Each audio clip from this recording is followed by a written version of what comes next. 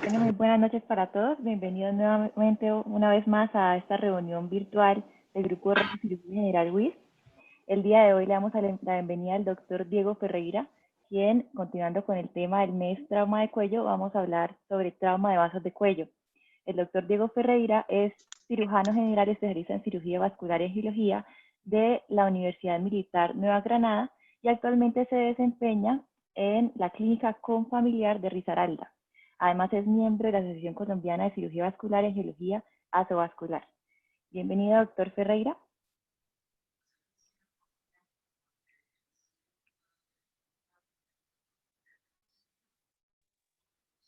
Doctor Ferreira, no estamos escuchando. Listo. ¿Sí? ¿Ya? Ok. Bueno, muchas gracias. Después de esta efusiva presentación, damos inicio entonces a esta charla que les agradezco de antemano por la invitación.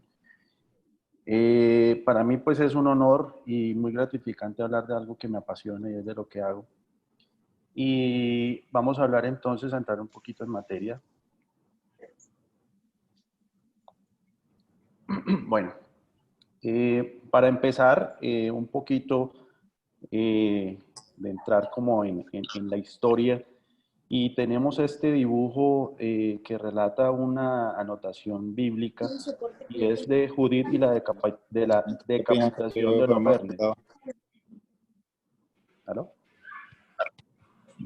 Bueno, y es una historia pues bastante antigua y muy curiosa de este general babilónico que quería tomarse una ciudad israelita llamada Betulia. Se enamora de esta dama, quien era una mujer divorciada de muy buenos atributos, y una noche decide embriagarlo y, como vemos en la imagen, decide decapitarlo.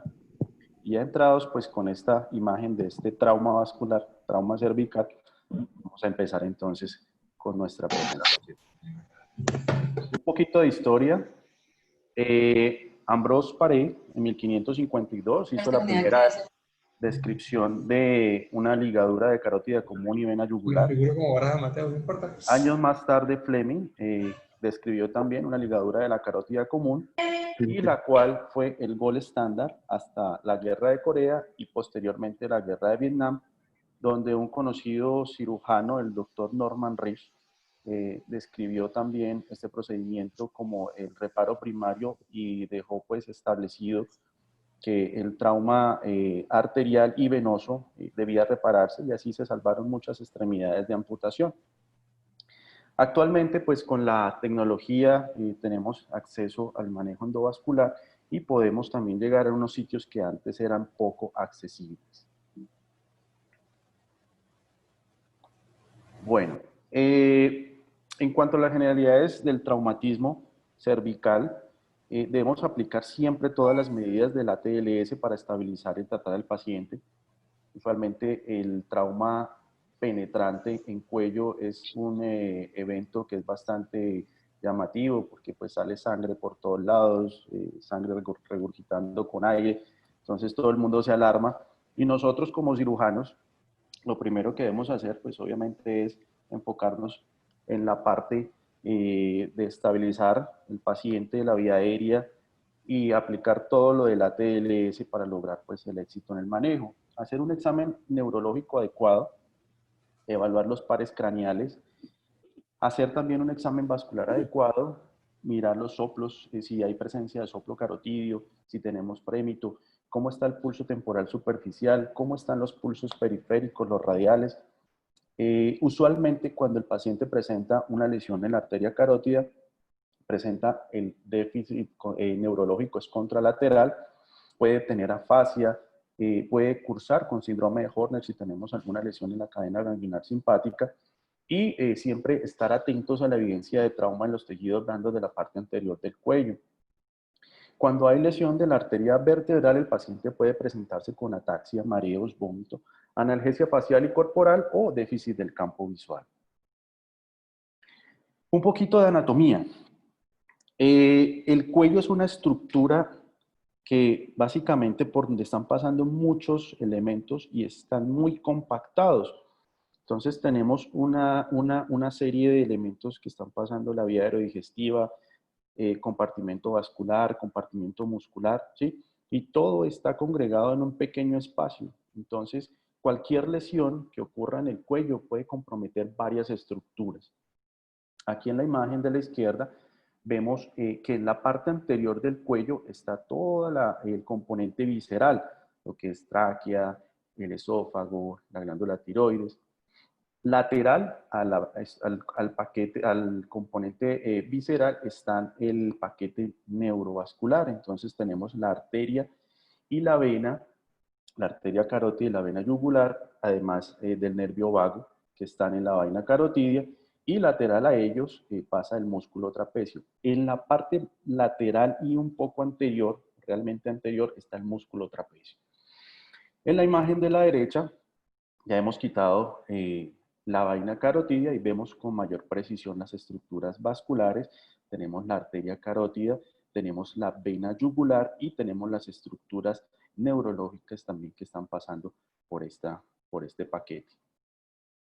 Un corte axial del cuello en el cual podemos apreciar la relación que tiene la arteria carótida interna con con la vena yugular interna. La arteria carótida siempre va a estar más medial y posterior, mientras que la vena yugular va a estar más anterior y lateral. En la parte más distal, perdón, más proximal sería, la arteria carótida está más posterior a la vena yugular, mientras que a medida que va ascendiendo hacia la cabeza, se hace más medial y la vena yugular se va a hacer más lateral. Vemos aquí también en la imagen la relación con las estructuras viscerales, las fascias, que son muy importantes porque las fascias son las que contienen todas estas estructuras como, digámoslo, en paqueticos. En la parte visceral, entonces, tenemos que esta estructura está cubierta por la fascia pretraquial y por la fascia prevertebral. Esto explica por qué en ocasiones cuando tenemos alguna lesión de las estructuras viscerales en cuello, puede desplazarse este contenido hacia el mediastino y presentar una mediastinitis. También tenemos en la parte posterior a ella, vemos ya el componente óseo, en el cual en las apófisis transversas, en el foramen transverso, está pasando la arteria vertebral. Bueno, la arteria carótida tiene su origen en el lado derecho, en el tronco brachiocefálico. Y en el lado izquierdo nace directamente del callado aórtico. La arteria carótida común usualmente tiene un trayecto sin ramificaciones, no tiene ninguna arteria, ningún tronco arterial, y ella tiene el bulbo carotidio, donde se va a presentar la bifurcación de la carótida interna y la carótida externa. Más o menos la bifurcación se presenta usualmente a nivel del borde superior del cartílago tiroides. Y en algunas variaciones anatómicas esta división puede hacerse más alta, nunca se va a hacer más baja. Y es importante recalcar que la arteria carótida interna la reconocemos en la anatomía porque no tiene ninguna rama, mientras que la carótida externa sí va a presentar varias ramas arteriales, entre las cuales está la tiroidea superior, la faringe ascendente, la lingual, la facial, la occipital y la auricular posterior. La arteria vertebral nace directamente de la arteria subclavia, es la primera rama que da la arteria subclavia, y ella tiene una parte que es libre, pero la gran mayoría de la arteria vertebral pasa a través de los forámenes transversos. Con respecto a las venas, tenemos la vena yugular interna y externa, las cuales abrazan el músculo esternocleidomastoideo y en la parte superior se unen por la vena retromandibular. En la parte más distal de la carótida interna, ella es la zona como más compleja desde el punto de vista de abordaje quirúrgico, ya que como ven ahí, la arteria carótida interna se mete por detrás de los músculos que elevan la faringe. Todos los estilogloso, todos ellos van básicamente estar por delante y la carótida externa se mete a través de ellos, ¿sí? Usualmente esta zona para el abordaje quirúrgico es muy compleja. Y ahorita más tarde les voy a explicar por qué. Esto es una imagen representativa pues, de lo que ya les estaba diciendo. El nacimiento de la carótida común derecha, que nace del tronco brachiocefálico, y la arteria carótida común izquierda, que nace directamente del callado aórtico. Esta estructura, la 3, sería la arteria subclavia izquierda. Bueno, entonces ahora sí entremos ya un poco en materia, en trauma penetrante.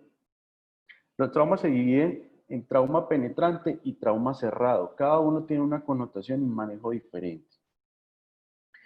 El trauma penetrante carotidio, básicamente Manson hizo una división o básicamente una estratificación por zonas, porque de acuerdo a la lesión donde se presente, tenemos un abordaje quirúrgico diferente.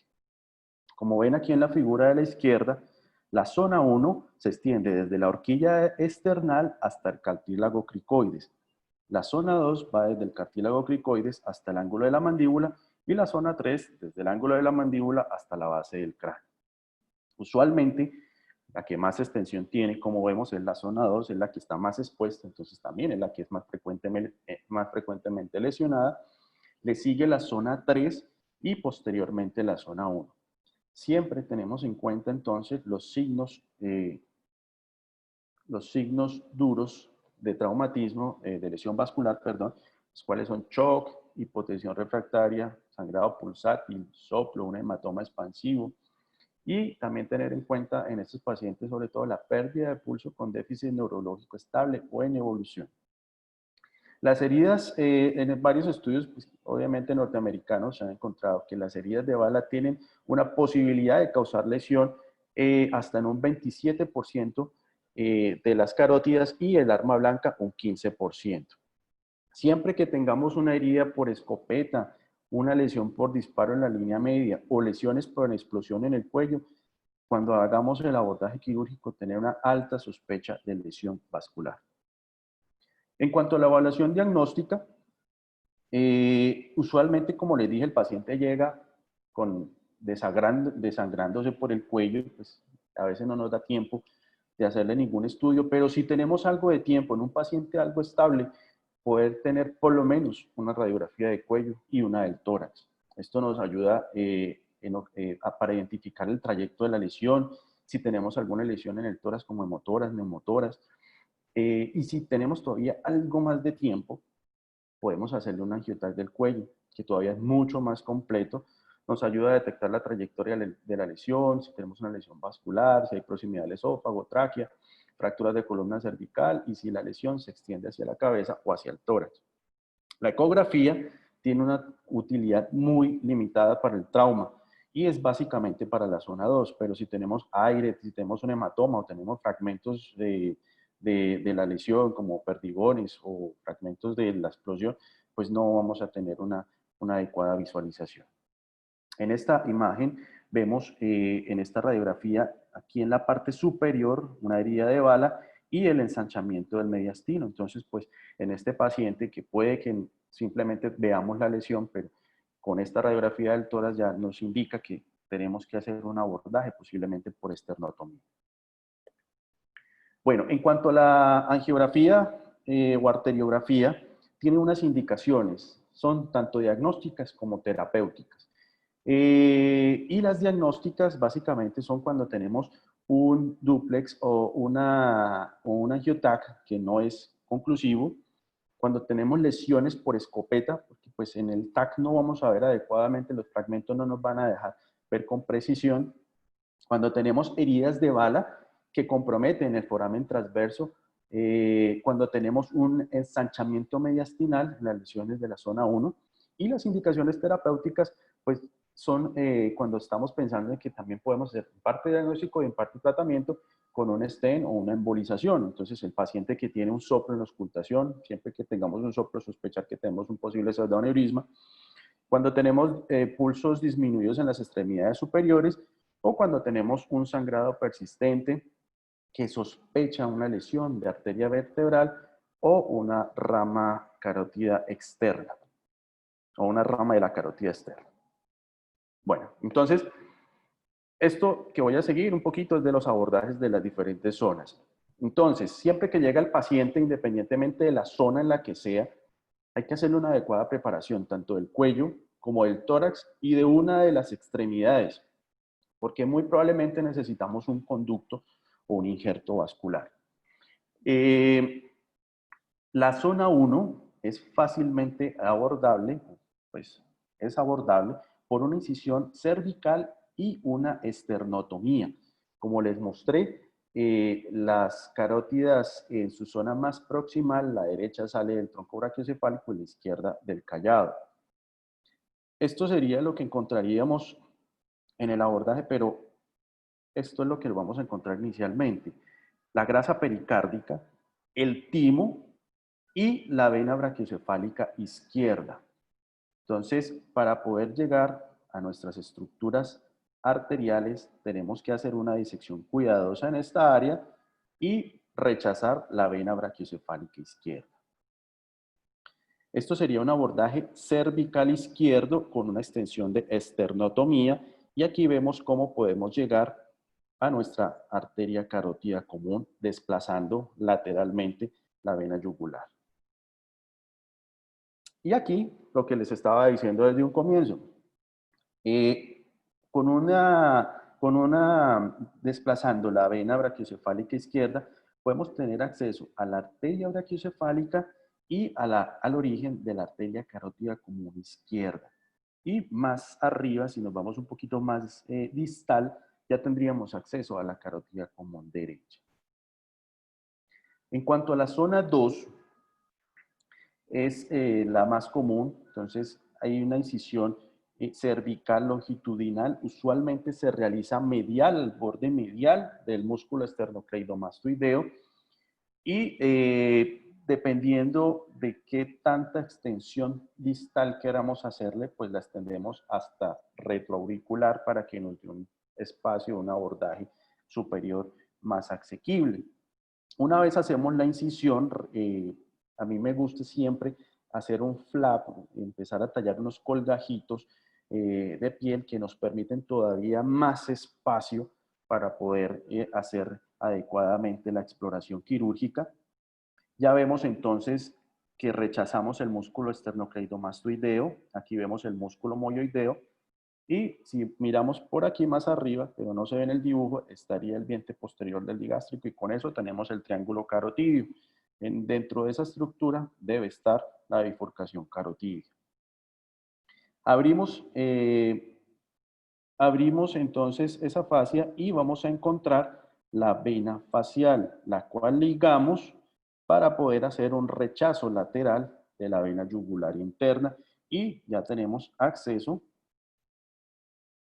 a la bifurcación, la carótida interna, la carótida externa, que es la que tiene la rama, siempre tenerlo presente, y arriba de ellos, atravesándolo, está el nervio hipogloso, que es una de las estructuras que más fácilmente se dañan cuando estamos haciendo algún reparo vascular en esta zona. Bueno, la zona 3 es algo más complejo, porque pueden tener estos pacientes una hemorragia devastadora, puede ser bastante frustrante, aún en manos expertas. La tasa de éxito puede llegar a ser muy baja, usualmente puede ser mortal. ¿Qué es lo que podemos hacer en estas lesiones? Usualmente pues hacemos una incisión cervical lo más alta que podamos, retroauricular, y podemos hacer por lo menos un control proximal de la lesión. Entonces podemos hacer un control de la carótida interna, un control de la carótida externa. En ocasiones, para tener un abordaje más distal, hay que hacer una maniobra que es subluxar. Voy a adelantar un poquito las imágenes, que esta. Subluxar la mandíbula con ayuda del maxilofacial. Sacamos básicamente el cóndilo mandibular y desplazamos la mandíbula hacia adelante y esto nos da, normalmente esta zona es un triángulo. Cuando hacemos esta subluxación, pues ya nos da 1 centímetro de espacio y ya se transforma en algo más cuadradito. Y esto es lo que vamos a encontrar, ¿sí? Y para llegar a ella tenemos que seccionar el vientre posterior del digástrico y vamos a encontrar esto. O sea, esto está lleno de muchas estructuras importantes. Tenemos todos estos pares craneales, el facial, el hipogloso, el accesorio por este lado, el glosofaringio, el vago, ¿sí? Que están entrelazados y están cruzándose por toda esta área. Lo que debe hacerse en este caso es, obviamente, reparar todas estas estructuras, tenerlas muy claritas, muy presentes y seccionar el proceso estiloideo para tener acceso hasta la base del cráneo. En ocasiones, lo único que podemos tener de pronto es un muñoncito. ¿Qué podemos hacer ahí? Introducir a través de ese muñoncito o a través de la arteria que tenemos indemne, un catéter de Fogarty, 2 o 3, inflarlo y pues tener control mientras podemos hacer algo. ¿Qué podemos hacer en ese momento? Una arteriografía. Con la arteriografía podemos decidir si hacemos reparo quirúrgico, si le embolizamos la carótida, si colocamos un stent o lo devolvemos a la unidad para que continúen haciéndole reanimación. Bueno, entonces, para cualquiera de las tres zonas, pero especialmente para la zona 2, tenemos algunas opciones. O sea, tenemos el caso del paciente que llegó la herida en la región, en su carótida interna o en su carótida común. Y pues en ocasiones uno, bueno, hace el control proximal, el control distal, pero mientras conseguimos el injerto que le vamos a colocar a este paciente, pues tenemos que perfundir el cerebro. Entonces, afortunadamente tenemos a la mano los shunt, en el cual, pues el más común es el shunt de Pruitt-Hinohara, también está el shunt de Sunt. El shunt de Pruitt-Hinohara, bueno, y hay más shunt, pero pues esos son como los más usados. El Pruitt-Hinohara básicamente tiene esta estructura, o sea, tiene esta forma, es como una T, en la cual en sus extremos tiene unos balones, él por dentro es hueco, ¿sí? Y uno con estas llaves infla los balones, uno posiciona cada extremo dentro de la arteria, infla a través de estas llaves los balones y digamos que el catéter va a quedar fijo por dentro y esta llave central es para purgar el dispositivo, que quedaría en esta forma. Se introduce, como les dije, el shunt dentro de cada una de los bordes o de los segmentos arteriales, tanto el proximal como el distal, y inflamos los balones y siempre lo aseguramos usualmente lo estabilizamos o con un Bessel loop o con estos Romen. Y en el caso del shunt de Sunt, pues básicamente es hacer un asa, introducirlo y de igual forma también poderlo ubicar con unos Bessel loop. En ocasiones cuando tenemos alguna lesión en la carótida interna proximal y no contamos con algún injerto a la mano, tenemos que hacer un procedimiento, podemos sacrificar la carótida externa y hacer esta técnica que es de transposición, en la cual, como pueden ver en la gráfica, se secciona la parte proximal de la carótida interna y esta parte o este segmento de la carótida externa lo vamos a unir a esta carótida interna y básicamente pues eso es lo que hacemos. Igual si ligamos la carótida externa, las morbilidades van a ser mínimas porque tiene muy buena colateralidad por la contralateral. Bueno, entonces, en cuanto a los injertos, ¿cuál sería el injerto ideal? El más duradero, el resistente a la infección y el que sea más fácilmente accesible. En nuestro medio tenemos la vena safena, que es un adecuado injerto, un adecuado conducto, que tiene básicamente el mismo diámetro de la carótida interna, un poco más pequeño que la carótida común, pero pues si uno lo infla y lo prepara adecuadamente, él dilata lo suficiente para dar un adecuado diámetro que se requiera. Tenemos el injerto de PTFE, el teflón, Pero tiene un problema y es que todos los injertos que no sean autógenos, en un caso de traumatismo, no se deberían usar por el riesgo de infección, porque puede ser pues, obviamente caldo de cultivo para las bacterias y después tenemos problemas de infección del injerto. En ocasiones cuando no tenemos un adecuado diámetro de la vena o tiene el paciente unas venas muy chiquitas o por alguna razón las piernas en un accidente pues también están lesionadas y no tenemos cómo acceder a la safena, podemos utilizar también algunas arterias del brazo como la cefálica, la basílica, y si el diámetro no es adecuado podemos hacer un panel de safena que consiste en, ustedes pueden coger una sonda Nelaton gruesa y empezar, se secciona obviamente la vena que ya se ha resecado, se secciona la vena por la mitad y empezamos a enrollarla en la sondita y empezamos a suturarla y con eso nos da un conducto algo más grande y lo podemos utilizar perfectamente para este tipo de lesiones. O también está descrita la arteria femoral superficial, en la cual podemos hacer la resección del segmento de arteria que necesitemos para hacer los diferentes reparos y pues el segmento de femoral superficial lo podemos reparar con injerto de PTF anillado.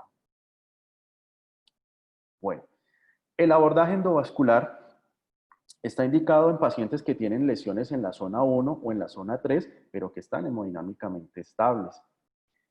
También en pacientes que están estables con evidencia de una fístula arteriovenosa o carotidio cavernoso, que tengan una hemorragia facial o una hemorragia intraoral de las ramas carótidas externas, y en algún paciente que tenga alguna lesión de la íntima o pseudoneurismas en sitios que sean de difícil acceso o pacientes con alto riesgo quirúrgico. Aquí en estas imágenes se ve un pseudoneurisma en la base del cráneo. Esta de aquí es la carótida interna, como pueden ver sube sin ramitas, por eso es fácilmente identificable, mientras que esta es la carótida externa y da todas las ramas. Ya en la parte cuando está llegando esa sería una lesión en zona 3, un pseudoneurisma, y aquí ya posteriormente se ha tratado con un stent autoexpandible. Bueno, algunos puntos claves acá. La ligadura de la carótida tiene una mortalidad del 45% en una serie de estudios de casos que se han realizado.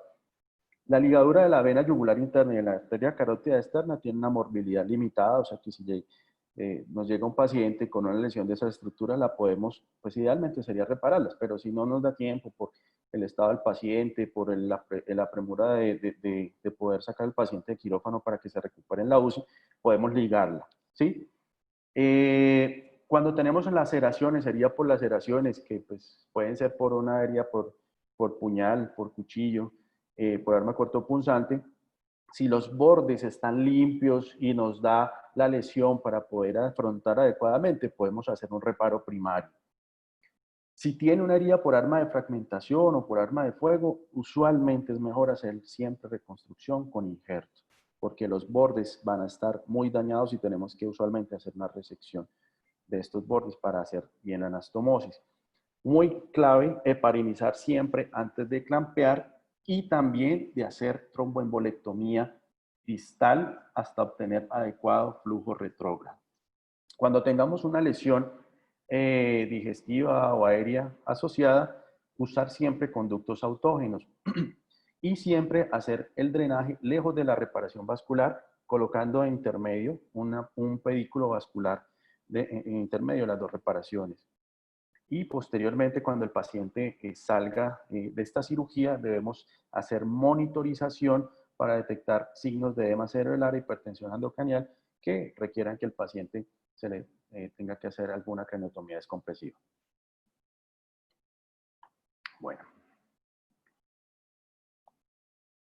este es un caso cedido por mi colega, amigo y compañero en la clínica, el doctor Luis Alberto Marín, y mi mentor, quien me permitió estas imágenes de un caso que tuvo en algún momento en la clínica. Es una paciente a la que pues, le pegaron un tiro en la región cervical derecha, casi hacia la línea media. Aquí podemos ver el orificio de entrada por el tatuaje y el cual salió en región posterior, casi que retroauricular. Esta es la imagen. La paciente pues estaba estable, dio para hacerle una arteriografía. Aquí se ve perfectamente cómo secciona el bulbo carotidio, ¿sí? En esta otra imagen también. Y pues empezó la disección. Hizo una incisión cervical longitudinal un poco medializada, precisamente para descartar otras lesiones en otros segmentos. Empezó a reparar la arteria carótida común. Aquí se ve la yugular, mucho más grande y casi que medial y anterior a ella. Posteriormente ya tenemos el sitio de la lesión.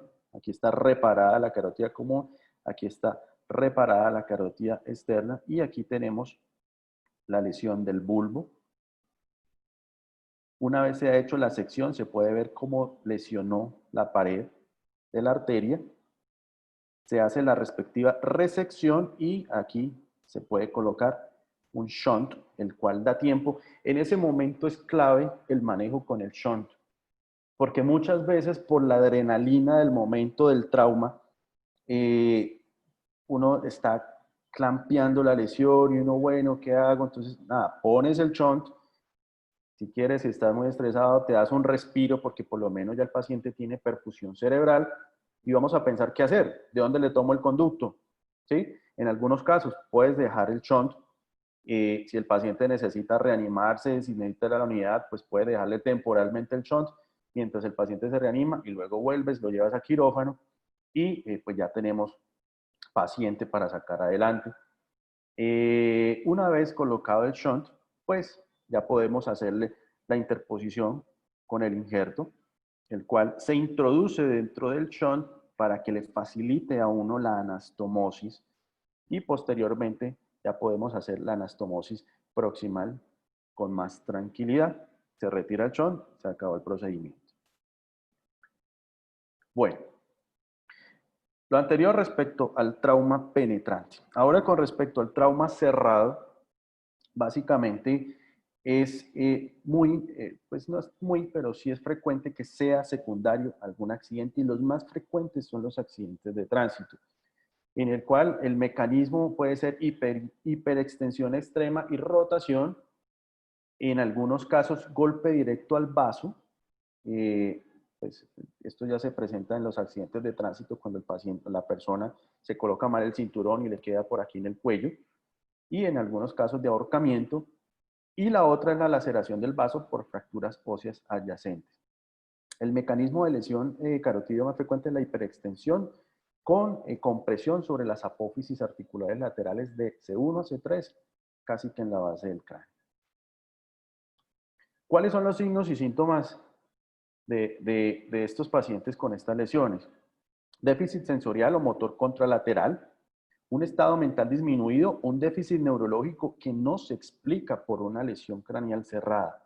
Entonces tenemos el paciente que está en la cama, en la unidad, le han hecho ya el TAC muestra que sí, que tiene pues algún poquito de edema cerebral, todo el mundo le sospecha una lesión axonal difusa y el paciente empeora, empeora, empeora, pero pues nadie pensó que podía tener de pronto algún trauma carotidio. Le hacen el estudio y ahí se encuentra alguna lesión. Muchos pacientes inicialmente son asintomáticos y posteriormente desarrollan síntomas, los cuales pueden ser después de un periodo de latencia. Algunos autores reportan que puede ser desde 1 hora hasta varias semanas después de la lesión el desarrollo de los síntomas. El diagnóstico, tenemos el duplex, tiene una sensibilidad que puede variar desde el 38 hasta el 86%, recordemos que es operador dependiente, y su visualización es limitada en la base del cráneo. La arteriografía es un método invasivo, no está al alcance, requiere también experticia. Tenemos el angioTAC, que no es invasivo, toma poco tiempo y permite estudiar otras estructuras. Y tenemos la angioresonancia, que no es invasiva, pero pues toma mucho más tiempo. Respecto a los estudios angiográficos, se hizo una clasificación de los grados de lesión que van de 1 a 5. En el grado 1 tenemos una irregularidad luminal o una disección o un flap o un hematoma intramural con menos del 25% del estrechamiento de la luz. La lesión grado 2 ya tenemos una disección o un hematoma intramural que ocupa más del 25% de la luz. En el grado 3 tenemos pseudoaneurisma. En el grado 4 ya hay oclusión del vaso. por cualquiera de los mecanismos anteriormente descritos. Y en el grado 5 ya tenemos transección de los vasos. Como vemos en la parte derecha tenemos el riesgo de que presente algún ictus y la mortalidad asociada. Grado 5 tiene un riesgo de ictus del 100% y una mortalidad del 100%. Mientras que a medida que tiene una menor grado de lesión, pues los riesgos y la mortalidad son menores. Estos son los tipos de lesión. Entonces, grado 1, el flap intimal o la disección o el hematoma, que sería esta imagen que está aquí numerada como D. El hematoma intramural y el pseudoaneurisma, que ya sería este tipo de lesión. Recordemos que el pseudoaneurisma no es un aneurisma verdadero, es una lesión que básicamente es secundaria a una perforación del vaso, la cual está contenida por las estructuras que la rodean. El tratamiento de este tipo de lesiones usualmente puede ser 3 o 4 cosas. Tratamiento observacional, tratamiento médico, tratamiento quirúrgico abierto o tratamiento endovascular. Entonces, el tratamiento observacional y médico, pues básicamente es muy similar, en el cual se utiliza la terapia antitrombótica y de segunda mano la terapia antiplaquetaria. ¿En qué se basa este manejo? En que estas lesiones pueden embolizar y con este tratamiento, digamos que se ha reducido de manera notable este riesgo de embolización. La terapia antiplaquetaria está descrita para los pacientes que no se pueden o que no toleran la heparina de alguna u otra forma. Sin embargo, ahorita la doble antiagregación en este momento es lo que más se está usando por encima de la terapia antitrombótica. Todos estos pacientes que se les realiza el manejo médico deben someterse a un angiotac o una arteriografía a la primera semana y luego a los 3 meses de seguimiento. ¿Qué han visto los estudios? Que los pacientes de grado 1, el 72% se curan, o sea, simplemente la lesión no evolucionó y pasó el problema. Los grado 2, el 33% mejor, el 33% sigue estable, pero el 33% puede progresar a un pseudoaneurisma. El grado 3, la mitad no tiene cambios y el 40% aumenta. El grado 4 no tiene mejoría con el tratamiento médico y el grado 5 pues es bastante fatal con este manejo médico. ¿Cuáles son las recomendaciones entonces? Pacientes con lesiones cerradas, grado 1 y 2, terapia antitrombótica. Paciente con lesiones grado 3 que sean accesibles, manejo quirúrgico. Pacientes con lesiones grado 3 que sean inaccesibles, manejo con stent recubierto o stent desnudo, más embolización con coils. Pacientes con lesiones grado 4, terapia antitrombótica. Y pacientes con lesiones grado 5, pues está descrita la cirugía ya como medida extrema para intentar salvar la vida, pero pues realmente son bastante desastrosas. Bueno, entonces lo anterior era con respecto a los traumas de carótida. Con respecto al trauma de las arterias vertebrales, este tipo de lesiones, pues afortunadamente es muy raro. Se presentan en un 0.2 o 0.1%. Desafortunadamente, el único sitio que tenemos asequible para controlar el sangrado es las lesiones en la zona B1, que como ven ustedes en este dibujo, la lesión, la zona B1 de la arteria vertebral va desde su origen en la arteria subclavia hasta donde ella se introduce en la apófisis transversa. Luego sigue la zona B2, básicamente es la arteria completamente intravertebral. La zona B3 en la que ella ya está saliendo de las vértebras para entrar, pues básicamente saliendo de las vértebras, y la B4 en donde ya sale y se mete en la parte posterior para formar la arteria basilar. Como ven, pues las lesiones en B1 pueden ser controlables con un abordaje quirúrgico. Tiene una mortalidad del 4%, una tasa de ictus de un 24%. La lesión unilateral usualmente es asintomática en el 80%, pero la lesión bilateral puede producir síntomas muy graves como coma, pupilas fijas, pérdida de la unidad respiratoria y otras más. ¿Cuál es el diagnóstico entonces de estos pacientes? o el manejo o la terapéutica. Paciente que presenta choque y signos duros, pasar a quirófano. Y el diagnóstico de la lesión, pues básicamente es intraoperatorio, o sea, el paciente que llegó con la lesión en el cuello, está sangrando, lo pasamos, lo exploramos, no le encontramos lesión en la carótida, o a veces puede tener lesión concomitante, hacemos el reparo de la carótida, pero el paciente sigue sangrando y resulta que viene de la parte posterior, entonces hay que sospechar que también tuvo lesión de la arteria vertebral. De igual forma, también el mecanismo de la lesión nos puede indicar si hubo alguna digamos, sitio de trazo de la línea de la lesión, ¿sí? Y está haciéndonos trauma de esta arteria en su canal vertebral. Si el paciente está hemodinámicamente estable, lo ideal es hacerle un angiotac. Ahí vemos si tiene lesión ósea, si tiene lo mismo en la trayectoria de la lesión. Si el paciente tiene un trauma cerrado, idealmente una arteriografía y manejar con los mismos criterios de carótida. Y en estos casos el riesgo de accidente cerebrovascular en trauma cerrado pues es del 20%. El tratamiento entonces para este tipo de heridas es manejo médico, podemos hacerlo, básicamente tratar con heparina, en el cual aquí sí realmente se ha visto una mejoría notable con el manejo con heparina, ya que reduce los eventos neurológicos que van de un 20 o 35% sin heparina a un 0 a un 14% con heparina. Y la antiagregación como segunda opción o segunda línea de manejo. El manejo endovascular básicamente son para lesiones que no se controlan con cirugía. Cuando tenemos un sangrado del segmento B3, cuando tenemos pseudoneurismas o pacientes sintomáticos que no toleran la anticoagulación. No tenemos datos que apoyen la colocación de rutina de los stents para lesiones cerradas de la arteria vertebral. El tratamiento quirúrgico se reserva para los pacientes que presentan sangrado activo de la arteria vertebral en el momento de la exploración quirúrgica. El 50% de estos pacientes requieren embolización para controlar el sangrado. En cuanto a las lesiones en la zona B1, se hace una exploración similar al de la exploración de la zona 2. En los pacientes que presentan una lesión en la zona B2, la exploración es similar. Hay que hacer un control proximal en el segmento B1, pero aquí hay que, obviamente, para llegar a la zona B2 es muy complejo porque hay que dividir el músculo moyoideo, retraer la vaina carotidia hacia medial, eliminar la cara anterior de las apófisis transversas con una gubia y donde está el sitio del sangrado, aplicar cera ósea.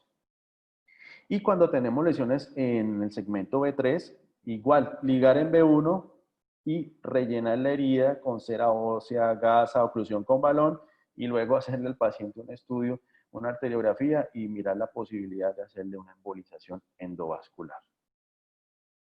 Esto es más o menos como es la técnica entonces para llegar a esas lesiones B2, en la cual toca desplazar la vaina carotidia, hacer la disección del músculo mojoideo y llegar a la apófisis transversa para poder ubicar la arteria y poder tener algún control, que básicamente lo que uno busca es poder controlarla, ligarla o taponarla con cera ósea y poder parar el sangrado. Porque los reparos realmente son muy difíciles. Bueno, para terminar, pues esta es otra imagen, también algo vieja y muy conocida, de Homero, la Ilíada de Homero, en la cual Aquiles le está clavando una lanza en el cuello a Héctor. Muchas gracias, no sé si tengan alguna pregunta, todo está muy claro. Muchísimas gracias, doctor Ferreira. Muy buena la charla, muy claro el tema. Sí, hay unas preguntas en el grupo. Entonces, el doctor José Zuluaga pregunta, en caso de usar un shunt vascular, ¿cuánto es el tiempo máximo en que podemos dejarlo hasta realizar una reparación definitiva? Pues bueno, uno puede en ocasiones extremas dejarlo 24, 72 horas, ¿sí? Lo ideal aquí, pues obviamente es estar revisándolo con frecuencia, que esté en posición, que no se desplace y tener el paciente también con profilaxis antibiótica. De igual forma, por lo menos el de shunt tiene un dispositivo que se puede purgar y en ocasiones es bueno purgar ese dispositivo con algo de solución heparinizada con el fin de dejarlo permeable porque puede trombosarse. Es un dispositivo que no es, pues que puede trombosarse si se deja también ahí mucho tiempo. Sí, señor. El doctor Barajas y la doctora Bustos hace una pregunta muy similar con respecto al no tener disponibilidad de shunt. ¿Cuánto es el tiempo de clampeo carotidio permitido para evitar secuelas neurológicas? Pues mira, después de 4 horas podemos tener lesiones neurológicas irreversibles. De por sí, en algunos casos, hay pacientes en los cuales se considera, mejor dicho, antes se pensaba que los pacientes que presentaban alguna lesión neurológica secundaria a un trauma carotidio no debían hacerse reconstrucción vascular porque se consideraba que esa lesión isquémica podía convertirse en o sea, hacer una transformación hemorrágica, que podía ser peor para el paciente. Pero eso ya, digamos, cambió todo eso y ahora lo que buscamos hacer es una reperfusión temprana, ¿sí? Lograr hacer una reconstrucción temprana. Temprana es menor a 4 horas. Uno. Dos, que el paciente no tenga una lesión isquémica cerebral importante o muy grande en el TAC. Esos pacientes que tienen una lesión grande tampoco se deberían revascularizar, aún así lleven menos de 4 horas. Ok, muy bien.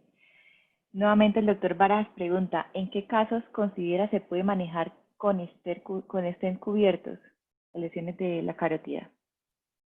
Se pueden utilizar, no, o sea, no tiene ningún problema para utilizarlos. Los estén cubiertos, pues tienen digamos, se usan cuando puede haber una lesión de transección en la cual hay algún defecto en la pared de la arteria, ¿sí? Lo ideal es utilizar los estén cubiertos. Los estén descubiertos no son buenos para estos casos. Y digamos que en un paciente que tenga un pseudoaneurisma, pues uno puede poner un stent cubierto sobre el pseudoaneurisma o poner un stent descubierto y a través de los struts del stent empezar a embolizar el stent, pero pues es más dispendioso. Lo ideal sería colocar un stent cubierto pues en la mayoría de las lesiones. Muy bien. El doctor Navas pregunta, además de lo que ya hemos hablado, ¿cuándo no reparar una lesión de la carótida común? ¿Cuándo no? Yo creo que ya lo dije antes, cuando lleve más de 4 horas o que el paciente tenga una lesión isquémica cerebral muy grande, se consideraría la posibilidad de ligar la arteria, ¿sí? Igual hay una cosa muy interesante. Cuando uno ocluye la carótida común, la carótida interna puede reperfundir por colateralidad por la externa. Entonces, digamos que en algunas ocasiones, cuando tenemos muy buena colateralidad por las arterias contralaterales, podemos en ocasiones ligar la carótida común y pues por colateralidad nos va a perfundir sin problema. ¿Qué es lo importante en estos casos? Yo considero que hay que hacer muy buena tromboembolectomía distal, asegurar un flujo de retorno, que tenga flujo de retorno ya quiere decir que el paciente tiene colateralidad y en este caso podríamos pensar en la posibilidad de ligarla si no se puede reparar por alguna causa. Yo siempre he pensado algo, es que nosotros los cirujanos pues, no tenemos en ocasiones la capacidad de poder hacer algunas cosas, o sea, no somos dioses y algunas cosas se nos limitan y por más que podamos querer hacer alguna acción, no la podemos ejercer y eso no tiene por qué, digamos, de alguna forma hacernos culpables porque estamos haciendo todo lo posible para rescatar a ese paciente. Entonces, si se dio el trauma y por X o Y razón no hubo forma, no nos dio el tiempo, no logramos llegar a la lesión, estamos en una carrera realmente contra el tiempo. Entonces, la única opción que tenemos es ligarla, pues es una conducta obviamente aceptable, pero lo ideal es siempre repararla, claro que sí. Muy bien, en relación precisamente con la ligadura de la carótida, el doctor Germán Londoño dice, doctor, algunos autores indican que si no hay flujo retrógrado de los vasos, eso se pueden ligar. Además, ya como usted lo decía, y Matox también lo dice, ligar la carótida no es un pecado. Con las tasas de mortalidad dichas, ¿en qué casos puntuales recomienda ligar usted la carótida? Bueno, yo creo que ¿en qué casos? En una lesión en zona 3, que el abordaje sea realmente inasequible. Pues en ocasiones, por más que se quiera, no hay forma o no tenemos cómo, digamos, pasar el paciente a una sala de angiografía para posteriormente mirar si se le puede hacer algún manejo endovascular. Yo creo que esos casos, pues uno podría pensar, ese sería uno de ligar, ¿cierto? Otro caso, el que ya estamos hablando, de que no tenga flujo retrógrado, que tengamos una lesión isquémica extensa, una lesión isquémica cerebral extensa, y que tengamos un periodo de tiempo mayor a 4 horas, uno podría pensar en que la reperfusión puede ser peor. ¿Sí? Entonces, en ese caso estaría indicada la ligadura del vaso. El doctor Barajas nuevamente pregunta, ¿en pacientes jóvenes colocarías un stent en la carótida? Esa es una pregunta interesante.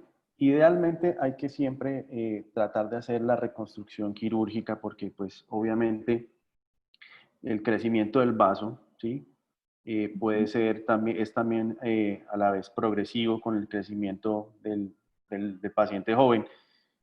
Lo ideal sería siempre en pacientes, pues obviamente que no han alcanzado su madurez fisiológica, hacerles un reparo quirúrgico en la medida de lo posible y reservar el manejo endovascular para los pacientes pues ya adultos, pero pues es muy relativo y uno si está en el momento en el que necesita salvar una vida, pues yo creo que todo lo que tengamos al alcance es viable y sería como la única indicación ya en medida extrema, pero realmente estos casos sí hay que manejarlos con abordaje quirúrgico en la medida que se pueda, hablando de niños, ¿cierto? Bueno, el doctor Juan Maestre pregunta, en caso de ruralidad, ¿el manejo con sonda Foley o con un guante lleno de solución salina lo podemos hacer para tener la hemorragia? Claro que sí, es otra cosa importante, sobre todo en las lesiones de subclavia. Y cuando tenemos una herida, mira, las heridas en el cuello usualmente son al lado izquierdo. Y es porque la mayoría de los atacantes, y hablo de arma blanca, ¿no? Son diestros. Entonces, ¡pam! Manda la puñalada al lado izquierdo. Usualmente el cuchillo se va a enterrar en la región supraclavicular. Ahí lesionamos la subclavia. No la metí en toda esta charla porque es que sería una charla muy extensa. Eso yo creo que da tiempo para otra charla que se puede incluir la subclavia con la extremidad superior o extremidades superiores e inferiores. Pero sí, claro que sí. Es una medida que podemos utilizar. La idea es meter la sonda de Foley y inflarla lo más que se pueda y empezar a traccionar el balón para que la subclavia se comprima con el balón y eso detenga la hemorragia, ¿sí? También en algunas lesiones cervicales en las que hay lesión de la arteria vertebral, se puede utilizar, se puede meter la sonda de Foley e intentar inflar el balón y hacer como una compresión, se mete hasta donde más se puede, ¿sí? Eso sería otra medida que podemos utilizar, claro que sí. Siempre que tengamos una herida en el cuello y sea una herida penetrante en la que tengamos un sangrado a chorro, una de las cosas que se recomienda es meter el dedo para hacer el control de la herida, no hacer la compresión así agresiva porque eso pues también si el paciente tiene problemas en la vía aérea, pues vamos a terminar de empeorar las cosas, ¿sí? Y tampoco empezar a meter pinzas a la loca para tratar de hacer control porque podemos hacer un daño peor.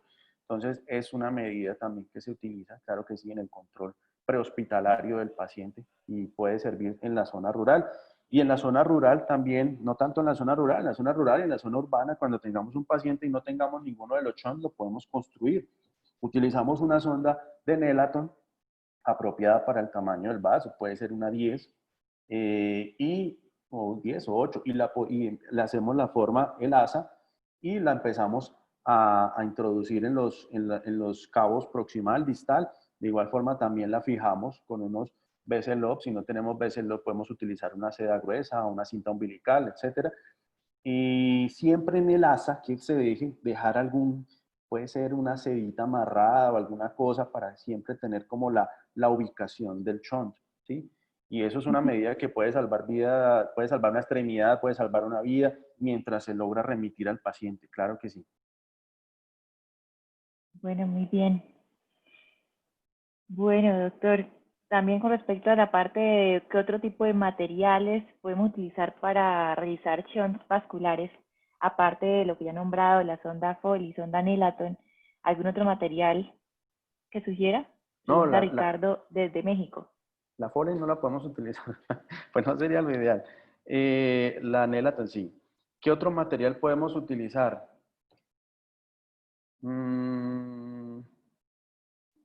Pues que nos dé el diámetro para un cuello, eso. Ya si tenemos una arteria más grande, podemos utilizar un tubo de toras, pero eso pues ya estamos hablando de arterias usualmente toracoabdominales, grandes, ilíacas, ¿sí? Pero eso ya sería pues otro tipo de revisión. Pero dispositivos que podamos utilizar o conductos, y el que tenemos a la mano, el más fácilmente asequible, la sonda de Nelaton, pensaría yo que es con el que más fácil podemos hacer un shunt. Bueno, muy bien.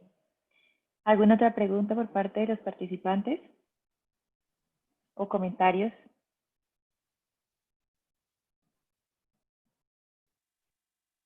Bueno, doctor, no tenemos más preguntas en el chat. Muchísimas gracias nuevamente por tan excelente conferencia y esperamos contar nuevamente con usted para próximas conferencias y reuniones por parte del Grupo Red de Cirugía General de la Universidad de Santander. Muchísimas gracias Claro que sí, cuando quieran, nuevamente. con mucho gusto.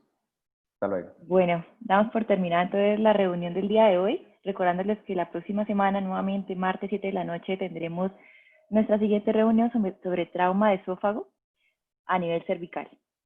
Que pase muy buena noche, gracias por la asistencia y recuerden seguirnos en Twitter y en Instagram y próximamente en Facebook en Cirugía General WIS. Gracias, que estén muy bien.